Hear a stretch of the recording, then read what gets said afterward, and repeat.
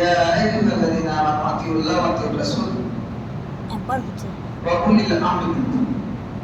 হে ইমানদাররা, তোমরা আল্লাহর আনুগত্য করো, রাসূলের অনুসরণ করো। ওয়া উলিল আমরি মিনকুম, এবং তোমাদের নেতৃত্বস্থানীয় যারা রয়েছে তাদের অনুসরণ করো। এই নেতৃত্ব স্থানীয় অনুসরণ করার পরে পরেই আল্লাহ বলছে ফাইন তানাজাতুম ফিশাইইন ফারুদ্দুহু ইলাল্লাহি ওয়া রাসূল। যদি তোমাদের নেতৃত্ব স্থানীয় যারা রয়েছে তাদের মধ্যে যদি কোনো বিষয়ের মতনৈক্য সৃষ্টি হয়, এই মসজিদের ইমাম এক বলছে, ওই মসজিদের ইমাম আরেক বলছে, এরকম যদি ফিতনায় তোমরা পড়ে যাও, মতনৈক্য সৃষ্টি হয়, সমাজে বিশৃঙ্খলা সৃষ্টি হয়, ফারুদ্দুহু ইলাল্লাহি ওয়া রাসূল, উলিল আমরি মিনকুম ছেড়ে দাও, উলামায়ে দ্বীন ছেড়ে দাও, নেতৃত্বস্থানীয় ব্যক্তিদের কথা ছেড়ে দাও, তোমরা আল্লাহ এবং আল্লাহ রাসূল কি বলেছেন সেই দিকে ধাবিত হও। যদি আল্লাহ রাসূল সেই ব্যাপারে কোনো আদেশ নিষেধ করে থাকে সেটা ঠিক না, এটা আল্লাহর কথা। এটা এক ধরনের মূল নীতি বলা যেতে পারে, শরীয়তের মূল নীতি বলা যেতে পারে। এত আয়াতের উপর আমরা আল্লাহর আনুগত্য, রাসূলের আনুগত্য, এটা আমরা যেন কেমন কেমন বাস্তবতায় আমরা আল্লাহর আদেশ নিষেধকে একবারে কিছুই বলাই করি। আজকে আলোচনা আমার রাসূল সাল্লাল্লাহু আলাইহি ওয়াসাল্লামের ভালোবাসা, এটা নিয়ে একটা চলে গেল, মনটা অন্যদিকে ঘুরে গেল। আমরা আল্লাহ যে কর্মগুলোকে খরচ করেছে সেগুলোকে মানতে পারি না, রাসূলের সুন্নাতকে কতটুকু মূল্যায়ন করব। হাদিস বুখারীর অনেকবার আমি আলোচনা করেছি, বুনিয়াল ইসলাম ওয়া খামসিন শাহাদাত আল্লা ইলাহা ইল্লাল্লাহ ওয়া আন্না মুহাম্মাদার রাসূলুল্লাহ ওয়া ইকামিস সালাহ ওয়া ইতাজ যাকাত ওয়াল হজ ওয়া সাওমুল রমজান। ইসলামের স্তম্ভ পিলার পাঁচটি,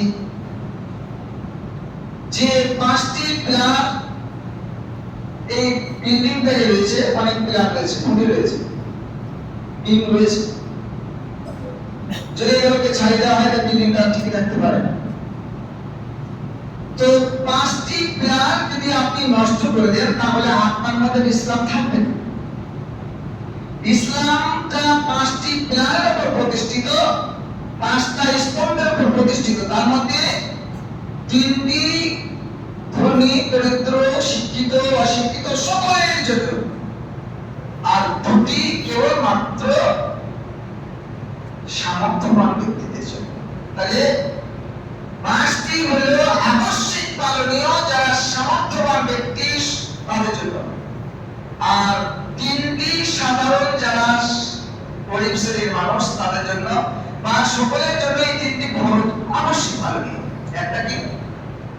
সাক্ষী দেওয়া, আশহাদু আল্লা ইলাহা ইল্লাল্লাহ ওয়া আশহাদু আন্না মুহাম্মাদান আবদুহু ওয়া রাসূলুহু।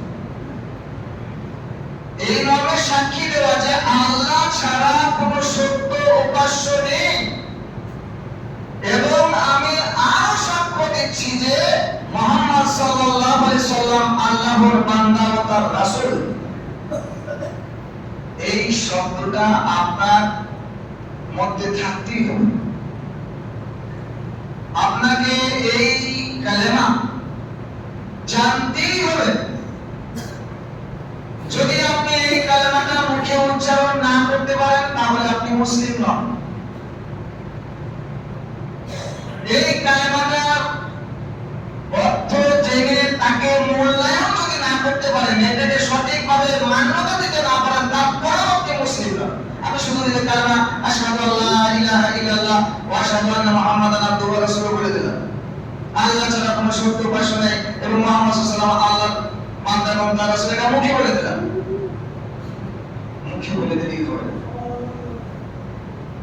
এই যে আপনি সাক্ষী দিলেন যে আল্লাহ ছাড়া কোনো সত্য উপাস্য নেই, মুহাম্মদ সাল্লাল্লাহু আলাইহি ওয়াসাল্লাম তার বান্দা এবং তার রাসূল, এটার যে কর্ম সেগুলোকে আপনি বাস্তব রূপ দিতে হবে।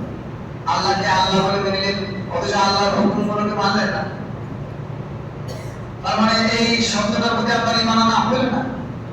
আমি বারবার বলেছি যে আপনি বলছেন বা আপনার ছেলেটা বলছে আমি আমার পিতার খুব আনুগত্যশীল, আমি আমার পিতার একবারে যা কিছু বলে সবই মেনে নিই, সবই আনুগত্যশীল, আমি মেনে নিই, আমি অনুসরণ করি। আর আপনি আপনার ছেলেটাকে বলছেন